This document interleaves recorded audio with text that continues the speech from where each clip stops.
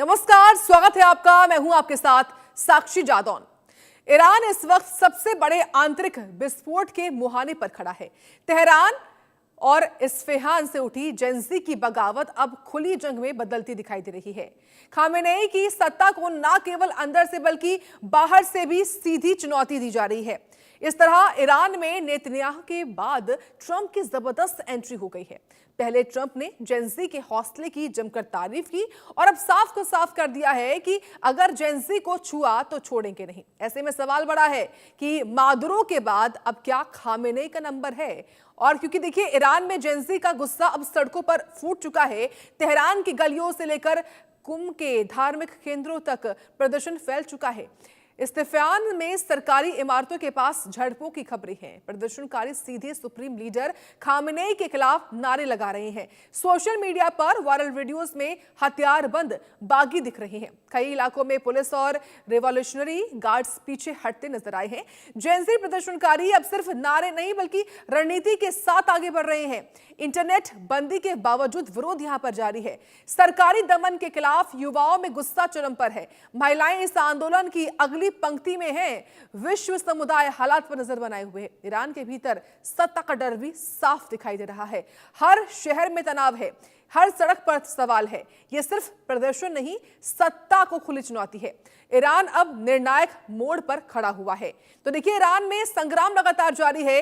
Iran में जारी संग्राम और जो तेहरान है वो इस वक्त जल रहा है। आपको बताएं कि तेहरान, कुम, इस्फहान में उग्र प्रदर्शन हो रहे हैं। जेंजी की अगुवाई में ये आंदोलन है। खामेनेई के खिलाफ सीधे नारे हैं। इंटरनेट बंद है, फिर भी विरोध जारी है।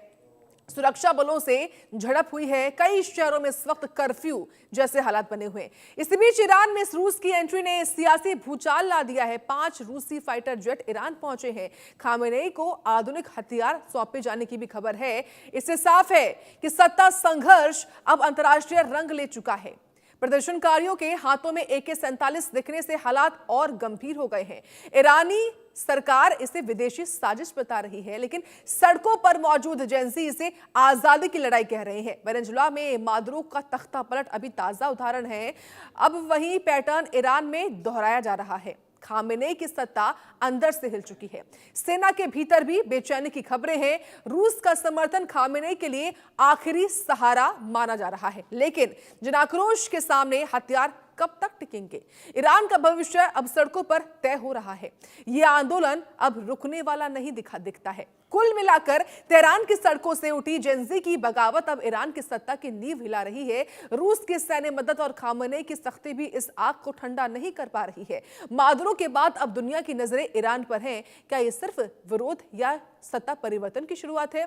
2026 की जंग की लपटें अब मिडिल ईस्ट को घेर चुकी हैं और उसका उदाहरण लगातार हमने आपको दिखाया भी। तो देखिए मादुरो के बाद अब खामेनेई का नंबर है क्या?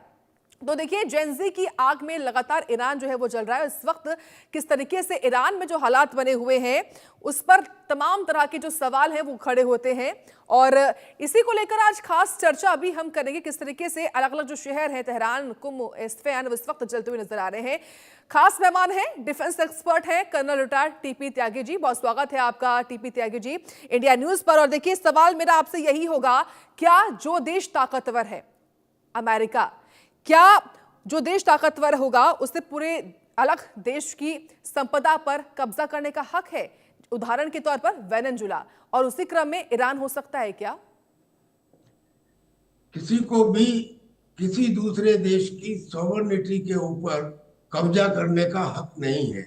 ये यूनाइटेड नेशंस के चार्टर का आर्टिकल 2 कहता है। आप पॉलिटिकल फ्रीडम को खत्म नहीं कर सकते, आप किसी दूसरे की सॉवरेनिटी पर अटैक नहीं कर सकते। जो अमेरिका ने वेनेजुला के साथ किया उसके खिलाफ आवाजें उठ रही हैं और जो नहीं उठी हैं वो डर की वजह से नहीं उठ रही हैं और बहुत मुमकिन है कि इस एक्शन की वजह से एक नया वर्ल्ड ऑर्डर उभरता हुआ नजर आए। ये तो एक बात हुई। नाउ कमिंग टू ईरान, पहला पॉइंट तो ये कि ईरान में ये हो क्यों रहा है।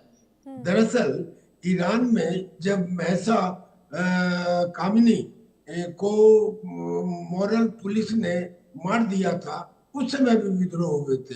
लेकिन उस समय के विद्रोह इतने बड़े स्केल पर नहीं थे जितने स्केल पर अब है।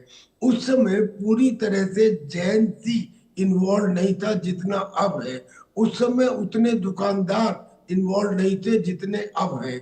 और अब इनको एक टैसिट अप्रूवल मिला हुआ है बाहरी देशों का भी, यानी कि खास तौर से अमेरिका का भी और रजा पहलवी का भी। जी। रजा पहलवी ने तो ये कहना शुरू कर दिया है कि हम डोनाल्ड ट्रंप के शुक्रगुजार हैं कि उन्होंने हमारे आदमियों की मदद करने के लिए ये कहा कि अगर प्रोटेस्टर्स में एक के खिलाफ भी एक्शन हुआ तो फिर हम इंटरवीन करेंगे।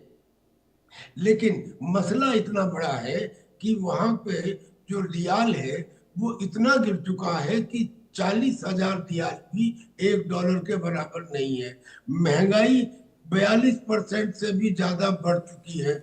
और इतने के बाद आगे आने वाले समय की उम्मीदें भी इसलिए खत्म हो रही हैं क्योंकि ये प्रस्ताव है कि टैक्स में बढ़ोतरी की जाएगी, यानी कि टैक्स बढ़ाया जाएगा। तो जब ये आंदोलन शुरू हुआ तो ईरान में 10 यूनिवर्सिटीज है। यूनिवर्सिटीज के बच्चों ने भी, स्टूडेंट्स ने भी इसमें भाग लेना शुरू किया। तो उसके ऊपर ईरान के वर्तमान प्रशासन ने पहले तो उनके निकलने पर रोक लगा दी, फिर वहां पर सेना सिक्योरिटी फोर्सेस तैनात कर दिए, यानी कि और उन्हें भड़का दिया। जी। ऐसी स्थिति में आने के बाद फिर ईरान ने धमकी देनी शुरू की। और क्या धमकी कि देखिए हमारे साइंटिस्ट को मार दिया गया, हमारे कमांडर्स को मार दिया गया, फिर भी हम नहीं रुके। हमारे ऊपर अमेरिका ने B-2 बॉम्बर से हमला किया, लेकिन फिर भी हम नहीं रुके।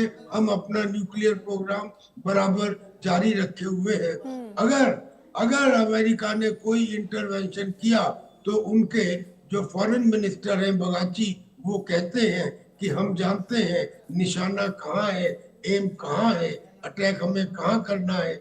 यानी कि उन्होंने एक सीधे सीधे अमेरिका को चुनौती दी। अब अमेरिका ने ये बात तो वेनेजुला का एक्शन करके दिखा दी है जी। कि जिसकी लाठी उसकी भैंस, यानी ताकत मैटर्स। ताकत मैटर्स, मैन मैटर्स।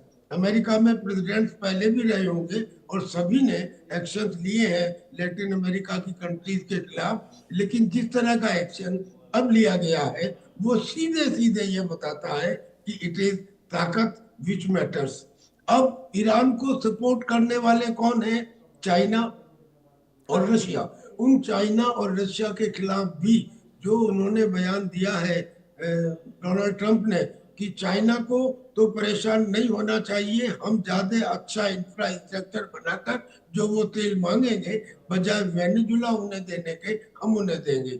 और रशिया के लिए कहा है कि रशिया को हम अपने साथ रखेंगे, हम उन्हें मना लेंगे। यानी कि उसको इस बात की कोई परवाह नहीं है कि कोई चाइना या रशिया की तरफ से इंटरवेंशन होगा अगर डोनाल्ड ट्रंप कोई एक्शन ईरान में लेते हैं।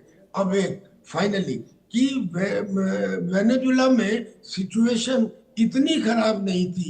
यहाँ पे तो अमेरिका के लिए बहुत फेवरेबल सिचुएशन है कि ऑलरेडी वहां पे उपद्रव हो रहे हैं। अमेरिका ने उनको सपोर्ट करना शुरू भी कर दिया है। ऐसे में ईरान के ऊपर एक्शन लेना बहुत ठीक है। पॉसिबल है। तो बहुत मुमकिन है कि उसका अगला ठिकाना या उसका अगला निशाना खोमेनी के ऊपर हो, और खोमेनी के बाद मैं समझता हूँ ग्रीनलैंड पर हो, और फिर ग्रीनलैंड के बाद जैसा वो खुद कह चुके हैं कि कोलंबिया और मैक्सिको भी मेरी हद से दूर नहीं है। जब किसी के मुंह खून लग जाता है तो फिर ये उम्मीद करना कि वो बिल्कुल। एक एक्शन के बाद चुप बैठ जाएगा, वो गलत। लेकिन यहाँ पर सवाल अंतर्राष्ट्रीय कानून का भी है जो इस वक्त ट्रंप के सामने दम तोड़ता दिखाई पड़ता है। इसका जवाब लूंगी मैं। विदेश मामलों के जानकार हैं उरूस खान जी हैं। बहुत स्वागत है आपका इंडिया न्यूज पर उरूस जी। और देखिए हम सभी जानते हैं, दुनिया देख रही है कि वेनेजुला में जो कुछ हुआ, जो कुछ ट्रंप की ओर से किया गया है, और उसी क्रम में खबरें ये भी हैं, खुद ट्रंप ने चेतावनी दी है ईरान को लेकर भी कि कुछ ऐसा वहां पर भी हो सकता है। सवाल है यूएन जैसी संस्थाएं जिनका उद्देश्य होता है कोई भी किसी भी देश पर, कोई भी देश खास तौर से जो ऐसा देश जो कि संप्रभु देश है उन पर हमला नहीं कर सकता। क्या माना जाए कि अंतर्राष्ट्रीय जो रूल है वो इस वक्त दम तोड़ रहे हैं? ट्रंप के सामने? रणनीति बनी हुई है सभी मुल्कों में। देखा जाए तो सबसे ज्यादा ताकतवर मुल्क जो अमेरिका अपने आप को कहता है, फिर उसके बाद आप रशिया भी ले लिए, या फिर आप बड़े और मुल्क ले लिए जो उस वक्त जहां पर इंटरनेशनल कोर्ट ऑफ जस्टिस या इंटरनेशनल ह्यूमैनिटेरियन लॉ के नाम से एक लॉ बना था। इंटरनेशनल ह्यूमैनिटेरियन लॉ के कब कहां पर कौन से आर्सेनल इस्तेमाल किए जाएंगे, कौन से म्यूनिशन इस्तेमाल किया जाएगा और किन हालातों में इस्तेमाल किया जाएगा, उनका प्रथम जो पहला कदम होगा वो क्या होगा और जो दूसरा कदम होगा वो क्या होगा, और उससे पहले क्या इंटीमेशंस दिए जाते हैं और उसके बाद किस तरह से एक्शन लिया जाता है, या दूसरी कंट्री में किस तरीके से एंटर किया जाता है या उसमें एनफोर्स किया जाता है अपने लॉ को, कि किस तरह से आगे बढ़ा जाता है। यहाँ पर पिछले 1 दशक से लगभग इस तरह का कुछ भी फॉलो नहीं किया जा रहा है। तो बहुत हद तक ये भी देखा जाए कि जो इंटरनेशनल ह्यूमैनिटेरियन लॉ था वो तो बहुत ही पहले तर्क कर दिया था इन बड़े मुल्कों ने जितने भी थे, जिसमें से आप अमेरिका देख लिए तो सबसे पहले दृष्टि से अमेरिका सबसे आगे है। दूसरा हम आपको लेके चलते हैं, जब हाल में ही इजराइल और ईरान के बीच में जंग हुई थी और फिर अमेरिका बीच में आया था और उन जगह पे हमला किया था ईरान के, कि जो बहुत ईरान के खास जगहें कही जाती थी। इस्फहान, हालांकि इस्फहान का जो कायदा था अंदर का वो ऐसा था कि वहाँ की आवाम पहले ही वहाँ के जो शासन और जो वहाँ की रणनीति थी उसके विरुद्ध, उसके विपरीत जा चुकी थी, और ये इनके पास इंटेलिजेंस इनके पास प्रॉपर थी। अच्छा, दूसरी चीज ये कि जब कुछ मुल्क बराबर से खड़े होते हैं एक दूसरे के साथ, और एक होता है एक स्टैंड ऑफ होता है। हालांकि वेनेजुला और ईरान के बीच में अगर देखा जाए तो बहुत अच्छे रिलेशंस थे वेनेजुला के, तो ईरान को कहीं ना कहीं एक झटका देने के लिए वेनेजुला के ऊपर इन्होंने अटैक किया, और कैराकास के ऊपर जो इन्होंने अटैक किया रातों रात, ये सारी चीजें इंटरनेशनल कोर्ट ऑफ जस्टिस में पहले ही जा चुकी थी कि इस तरह का जब ईरान में हुआ था उससे पहले, या फिर आप और फिलिस्तीन वाला मामला चला जाइए जब गाजा वाला में होता था, तो कई सारे एफिडेविट्स और कई सारे फाइल्स इस तरह की आई थी इंटरनेशनल कोर्ट ऑफ जस्टिस में, जब जजेस भी बाहर आ गए थे कि उनकी भी बात मानी नहीं जा रही है, और जो कमेटी एक गठित करी गई थी वो कमेटी तक बाहर आ गई थी मीडिया के सामने कि उनकी भी बात, इस बात को माना नहीं जा रहा है। तब यूएन चार्टर की बात आई थी सामने, और यूएन चार्टर को रखा गया था और यूनाइटेड नेशंस ने उस बात को कई बार दोहराया।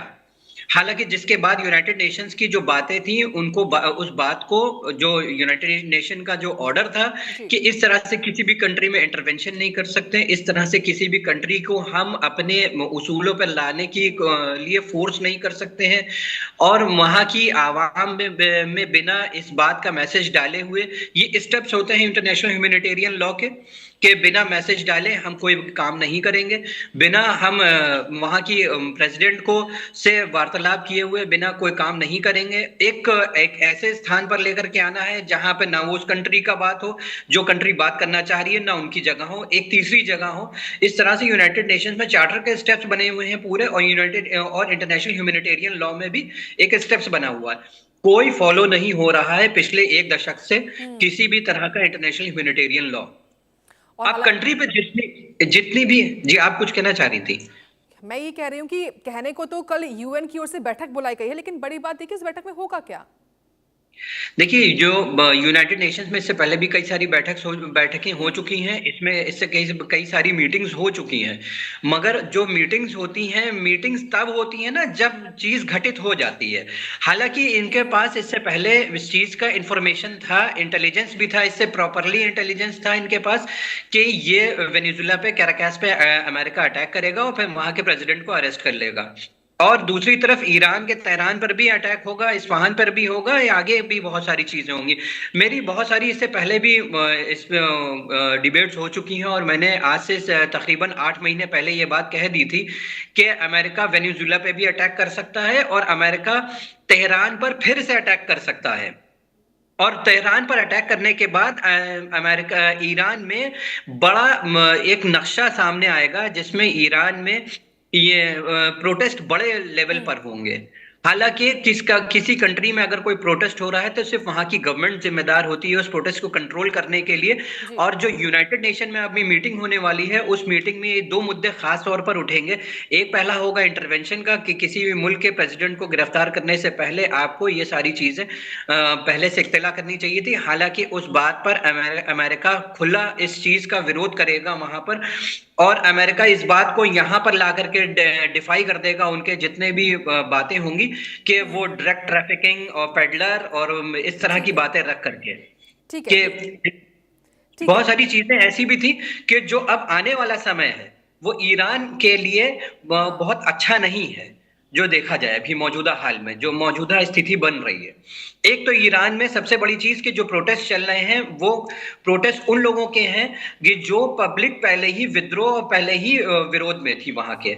और अमेरिका के पास इंटेलिजेंस अपनी खुफिया थी कि वो कि इन स्टेट्स इन सिटीज में अमेरिका की और ईरान की और इन स्टेट्स में काफी ज्यादा खलफशार चल रहा है, काफी ज्यादा बिल्कुल, ईरान प्रॉब्लम की भी चल। खुद की कमियां रही हैं जिसका खामियाजा इस वक्त कह सकते हैं वो उसको उठाना पड़ रहा है। मैं आऊंगी इस पर भी, लेकिन त्यागी सर ये बताइए, क्या रूस और चीन जिसकी ओर से देखिए जो कुछ भी हुआ वेनेजुएला में उसको लेकर चेतावनी दी गई है उनकी ओर तरफ से ट्रंप को, वो चेता रहे हैं, क्या सेम हो सकता है ईरान के केस में? क्योंकि अब रूस की ओर से भी हथियार सप्लाई करके समर्थन करने की बात कही जा रही है। क्या खुले तौर पर रूस और चीन एक साथ आ सकते हैं ट्रंप के खिलाफ?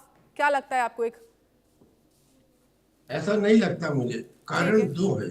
जहां तक रशिया का सवाल है, बहुत मुमकिन है कि बैकडोर में रशिया और अमेरिका में इस तरह की बात हुई हो कि as far as Ukraine is concern I will not intervene, and as far as Venezuela is concern you should not intervene, and that is understood. बाकी बयान देने के लिए कुछ भी बयान देते रहे। जहां तक चाइना की बात है, उसके भी चांसेस कम है।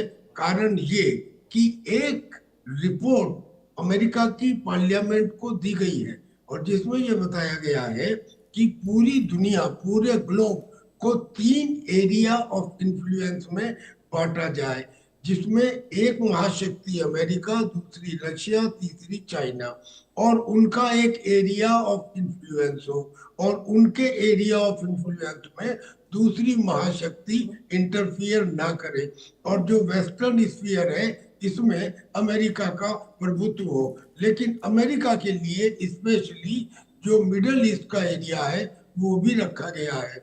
यानी कि अगर अमेरिका कोई एक्शन मिडिल ईस्ट में किसी कंट्री में लेता है तो उसमें रशिया और चाइना रजिस्ट ना करे, बशर्ते कि अमेरिका भी उनके एरिया ऑफ इन्फ्लुएंस में इंटरफियर ना करे। यानी कि इसको जानते हुए मुझे नहीं लगता कि China as it is, China actually लड़ने में नहीं कहता, बेशक है कि मुझे अगले 50 साल में 6 युद्ध लड़ने हैं। ताइवान का युद्ध 2020 में लड़ा जाना चाहिए था, आज 6 साल गुजर गए, नहीं लड़ा गया। तो वो कहे कुछ भी लेकिन एक्शन में होता दिखाई नहीं देता।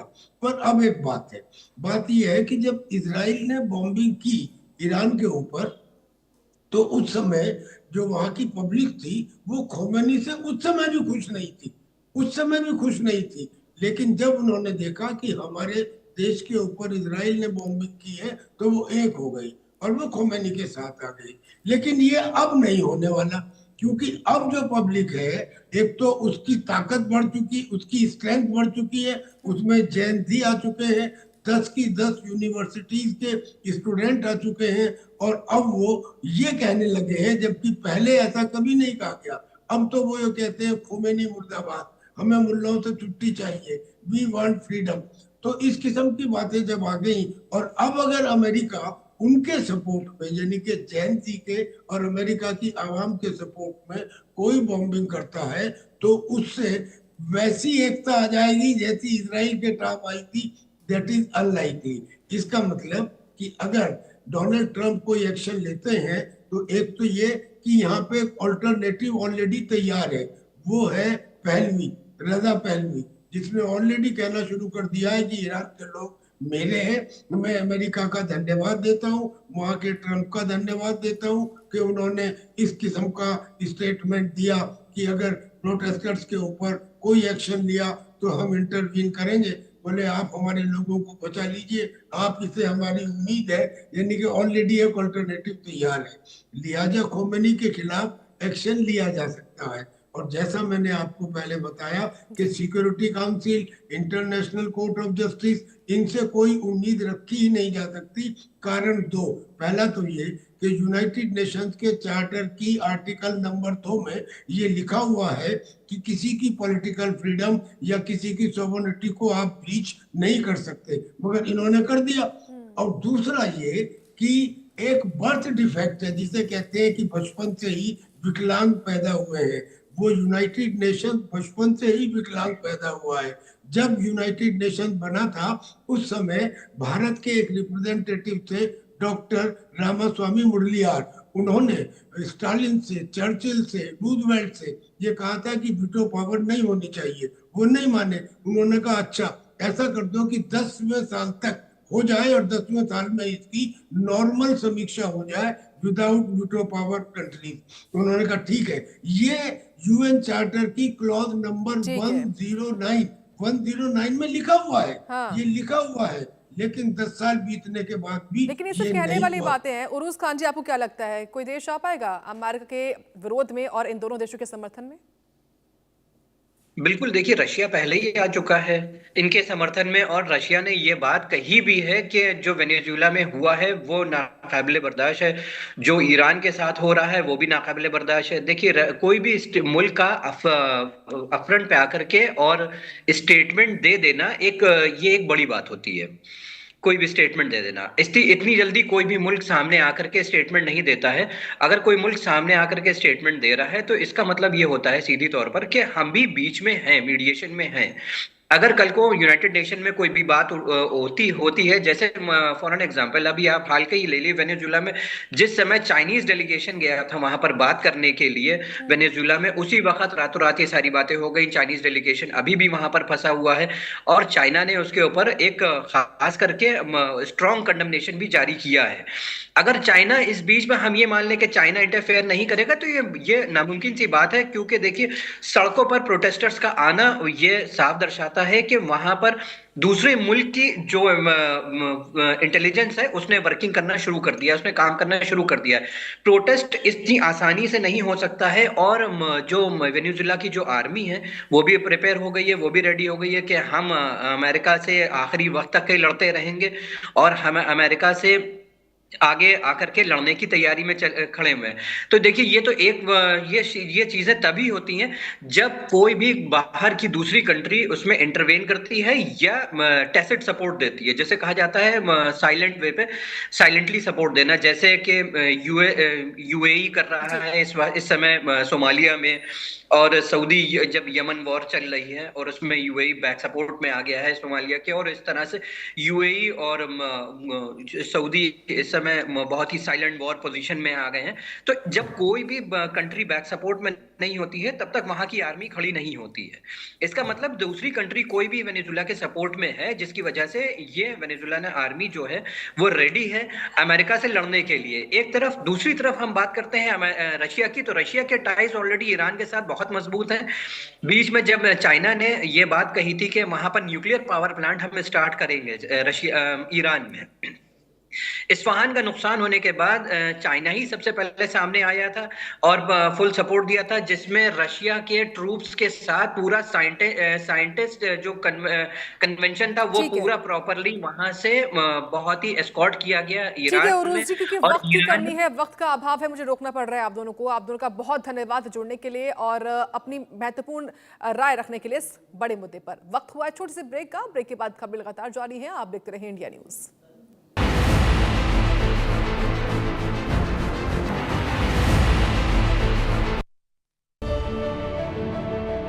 प्रयागराज में संगम की पावन भूमि पर